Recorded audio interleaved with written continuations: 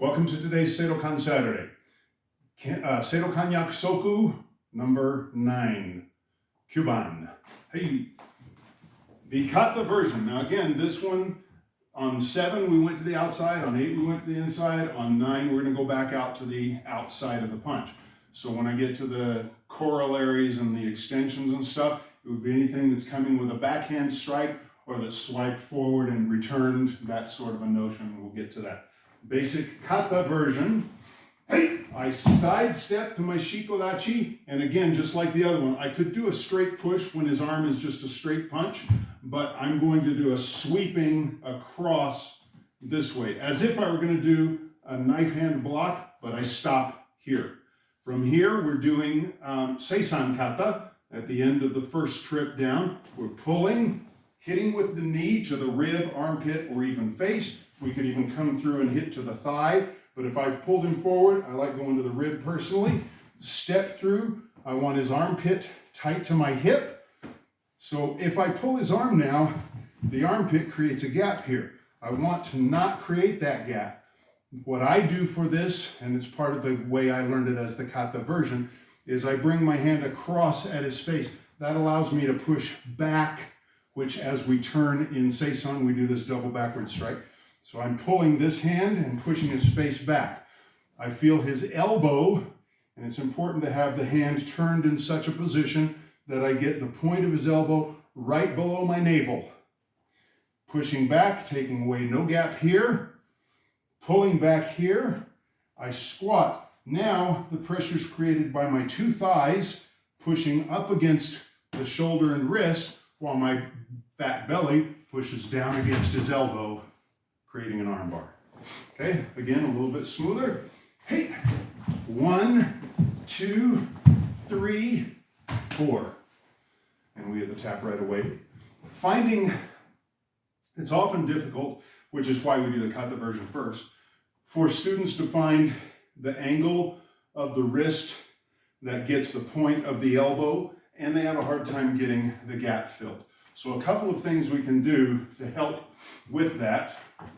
Hey, after I've blocked here and done the knee, if I step super deep across, that puts me way into his armpit and helps. Creates a tight adhesion right off the bat. I still need to keep that. So again, like I said, I don't want to pull here and let that release and create a gap. Once I step deep right into that armpit and push his head back. Secondly, a lot of times students will turn here and that allows the elbow to bend. I can't really get a bar there. I can twist his elbow, I'd have to go into other techniques. But if I keep his thumb forward, or even sometimes slightly up, slightly down, you got to feel for the elbow so I can feel the flat inside his elbow. I know the point's on here. Tight, point, and it should be a fairly quick tap if you hit the tightness in those positions. Additionally, if I've stepped through and I get a gap, I can take that gap away by pivoting back a little bit. And that will tighten up and pull his arm into me. But that armpit to hip and shoulder on the top of my thigh are vital. If I let his shoulder come down toward my knee, then there's too much space here. Okay, very important. So those are some tweaks, some things to look at in Kuban, in Yakusoku number 9, on the kata version. Now, adding to the kata version, hey, as I do this, we can make a strike here as I come into the block, okay?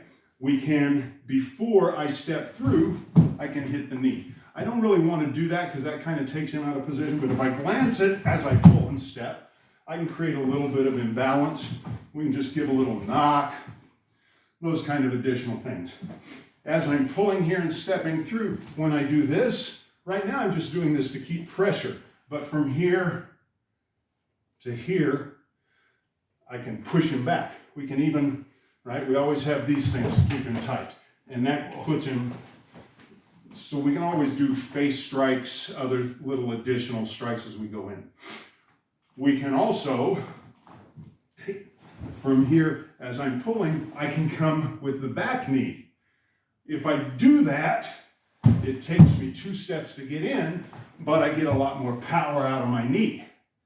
What I don't want to do is start going just into ren, because from here we have the Tweety that we've learned before, where we turn them and take them down, right? From here, I can come in and do chokes and head cranks and other stuff. So we can change the technique, and that's fun to do just as practice for variance, but that takes us out of Kuban, takes us out of Yakusoku 9, and we want to stay within it first as we explore. Then later on, we can just start ad-libbing and improvising, okay? Now, street punch. Hey, again, I may have to dodge. It depends on where I'm starting. If I'm, come on dude, I don't have any trouble today, and he comes with his swing, then I may have to take my head back before I come in. And I'm definitely going to want to give him something to think about before I pull him into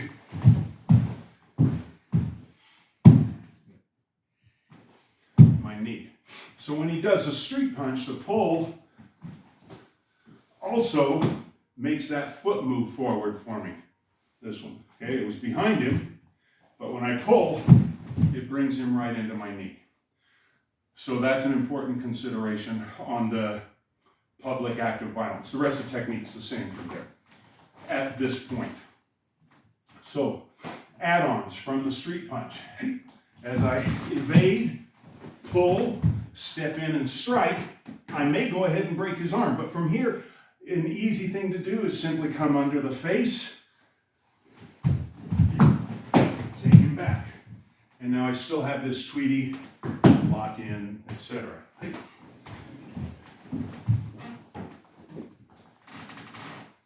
If he's hitting backhand with a club, same technique with the add-ons. If he's hitting forward with the club, dodge it, attack it.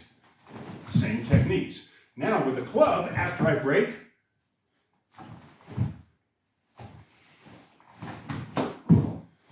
so we can use it now legally. Once I get the weapon, if I turn it against him, I become the assailant. I become the criminal at that point, unless there was some other cause, like he was fighting back, struggling, etc., or pulled a boot knife or something. Then I can go into the choke, the hit, whatever else we're going to do from there. So consider legalities. Safest thing is once I get this broken and away, toss it, right? Now from here, maybe I'm having trouble getting the elbow break. So I can go from here, right into the arm bar here. I can sit through, drop and break, arch. So there are a variety of finishes to the finish. Breaking the arm is the finish. But because he has a weapon, I've been asked this before, and I show a technique. Well, what if you had a gun? What if you had a knife? I just smile and go, cool. Because if he has those things, if he's just empty-handed and I'm empty-handed, I have to watch my escalation. But if he has a club, a stick, and he's coming, oh crap, and I come in here, he has this.